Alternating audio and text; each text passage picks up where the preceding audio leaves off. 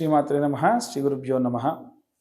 మన పూర్వీకులు లేదా మనమే తెలుసో తెలవకో ఏదైనా సర్పాన్ని సంహరించిన లేదా మనమే గత జన్మలో ఏదైనా సరే సర్పాన్ని సంహరణ చేస్తే అది ఏ కారణం చేతనైతే ప్రయాణం చేస్తూ మరణ ప్రాప్తి పొందుతుందో అలా మరణించినప్పటికీ దానికి సంస్కరణ చేయడం అంటారు. అంటే రాగి కాసుని ఆ యొక్క సర్పం యొక్క నోట పెట్టి దాన్ని కాల్చేయాలి. అలా చేయని పక్షంలో విశేషమైనటువంటి దోషం ఆపాదించబడి ఆ జన్మ కాకుండా మళ్ళీ జన్మెత్తి అది ఏ కారణం చేతనైతే వెళ్ళి ఆ యొక్క మరణం పొందిందో అదే కారణం చేత ఈ జన్మంతా కూడా ఇబ్బంది పడుతూ ఉంటారు. అలా సంభవించేటువంటివే సర్పదోషములు.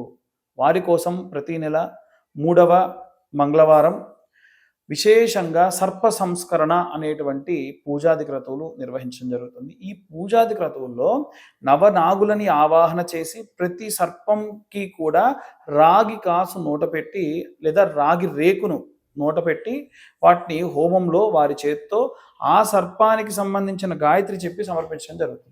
ఇలా ఎవరైనా సరే సర్పదోషం ఉన్న వాళ్ళు విశేషంగా ఈ యొక్క పూజాది క్రతువులు హోమంలో పాల్గొనవచ్చు. కింద ఉన్న నెంబర్కు కాంటాక్ట్ చేయండి. సర్వే జనా సుఖినో భవంతు. స్వస్తి.